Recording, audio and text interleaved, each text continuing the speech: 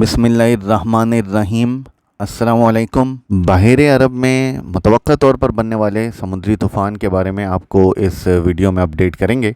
इसकी डायरेक्शन क्या हो सकती है, आया सुबह सिंध में, सुबह बलूचिस्तान में बारिश के क्या इम्कानात हैं, और भी बहुत कुछ। लेकिन पहले आप हमारा चैनल धूपचां ऑफिशियल इसको लाजमी सब्सक्राइब करना है आपने, ताकि आपको हमारे तमाम अपडेट्स टाइमली मिलते रहें और कोई भी वेदर रिलेटेड अपडेट आप मिस ना कर दें।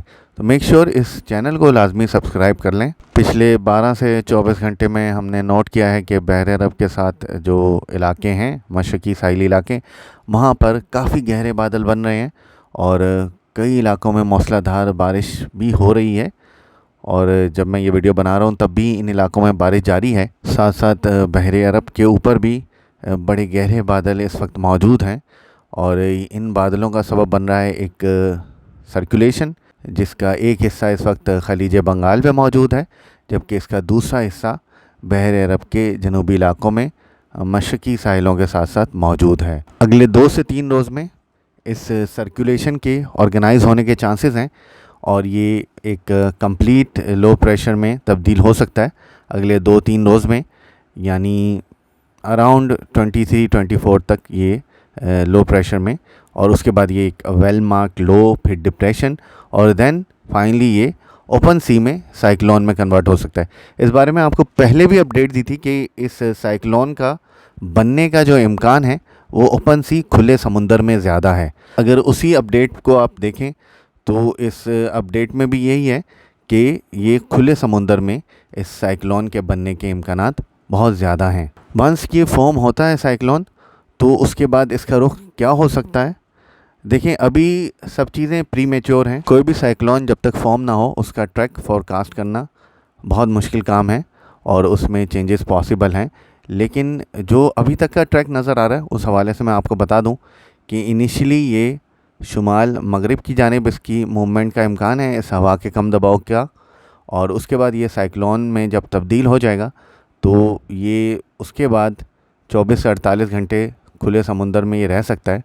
यानी अराउंड 25 तारीख को, 25 मई तक ये एक साइक्लोन में साइक्लोन के करीब करीब होगा, साइक्लोनिक स्ट्रेंथ या ये गेन कर लेगा, ऐसे इम्कानात हैं। उसके बाद ये 25 से 27 या 28 मई तक ये खुले समुंदर में रह सकता है 2-3 दिन। इस दौरान इसकी शिद्दत पीक पर जा सकती है 25 से लेकर 28 मई के दरमियान, और ये 3-4 दिन ये खुले समुंदर में इसके रहने के इम्कानात हैं 25, 26, 27 और इवन 28 मई तक। इसके बाद एक लो प्रेशर एरिया खलीज बंगाल में भी बनने के इम्कानात हैं, और जैसे जैसे वो low pressure area strength gain करेगा वैसे वैसे इसकी मॉइस्ट विंड्स उस तरफ रुख कर सकती हैं, जिसके बायस इस साइक्लोन की शिद्दत में आहिस्ता आहिस्ता कमी का इम्कान है।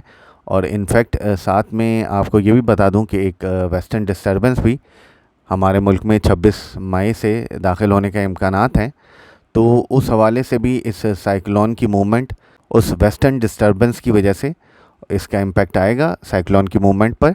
एक और चीज़ मैंने आपको पिछली अपडेट में बताई थी कि बहर अरब के टेम्परेचर्स इतने ज़्यादा नहीं हैं कि वो साइक्लोन को बहुत ज़्यादा शिद्दत का कोई साइक्लोन बन जाए। इसके कोई बहुत शदीद साइक्लोन बनने के इम्कानात तो कम ही हैं, लेकिन फिर भी इसके बायस समुंदर में लहरों में हलचल रहने के इम्कानात को रद्द नहीं किया जा सकता। बहर अरब पर इस वक्त भी टेम्परेचर्स, सी सरफेस टेम्परेचर्स इतने ज़्यादा नहीं हैं, मामूल से कम है एक बहुत बड़े हिस्से में, जबकि कुछ इलाके में ख़ास तौर पे सुबह सिंध के साहिली इलाकों के साथ साथ कुछ टेम्परेचर्स में मामूली इजाफा मौजूद है, जिसके बायस इस साइक्लोन को खुले समुंदर में ज़्यादा इंटेंसिफिकेशन का मौका शायद नहीं मिलेगा, और ये साइक्लोन दैन दोबारा वीक होना शुरू हो सकता है जैसे ही बे ऑफ बंगाल में हवा का कम दबाव बनता है, क्योंकि मॉइस्ट एयर भी उस तरफ चली जाएगी खलीज बंगाल की तरफ, तो इसकी मॉइस्ट विंड्स कट ऑफ होने के इम्कानात मौजूद हैं। अब इस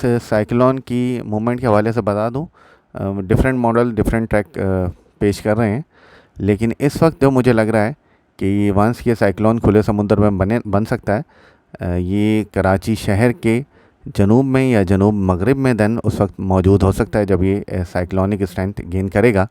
एंड वंस ये साइक्लोन देन जब बनेगा अराउंड 25 मई के आसपास, उसके बाद कुछ देर तक समुंदर में ये 2-3 दिन बहुत ही स्लो मूवमेंट रह सकती है इसकी।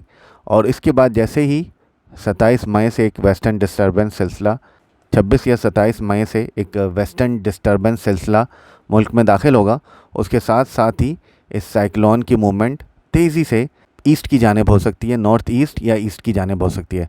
इसके बाद इसकी स्ट्रेंथ में भी बहुत तेज़ी से कमी का इम्कान है। और इसके साथ साथ जैसे जैसे खलीज बंगाल में हवा का कम दबाव बनेगा, या वो भी अगर एक साइक्लोन या डिप्रेशन बनता है, तो इसकी स्ट्रेंथ में तेज़ी से कमी का इम्कान है। और इस साइक्लोन का किसी भी लैंड एरिया में एज अ साइक्लोन मूव करने के इम्कानात बहुत कम हैं।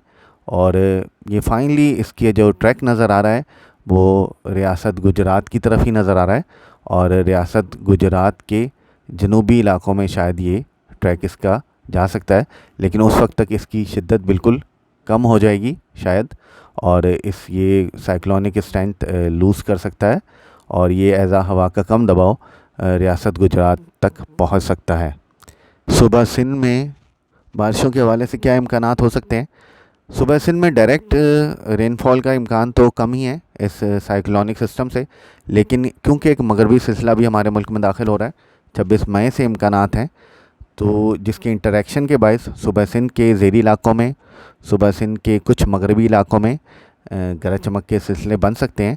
और इस साइक्लोन का जब वेस्टर्न डिस्टर्बेंस से इंटरेक्शन जो कि एक्सपेक्टेड है, इसके बायस सुबह सिंध के कुछ साहिली इलाकों में भी आइसोलेटेड थंडरस्टॉर्म्स बन सकते हैं, इंक्लूडिंग कराची के कुछ इलाकों में भी आइसोलेटेड थंडरस्टॉर्म बन सकते हैं। 25 मई से लेकर 28-29 मई, ये 3-4 दिनों के दौरान सुबह सिंध के ज़ेरी इलाकों में साइक्लोन की वजह से और वेस्टर्न डिस्टर्बेंस की इंटरेक्शन की वजह से गरज चमक के सिलसिले बन सकते हैं और कुछ इलाकों में बारिश हो सकती है। कराची शहर में भी कुछ इलाकों में, ख़ासतौर पर आउटस्कर्ट्स में ज़्यादा इम्कानात हैं, कुछ इलाकों में कुछ थंडरस्टॉर्म्स बन सकते हैं। इन 3 से 4 दिनों के दौरान 25 मई से लेकर ऑलमोस्ट 28 या 29 मई तक सुबह सिंध के ज़ेरी इलाकों में आइसोलेटेड थंडरस्टॉर्म बन सकते हैं।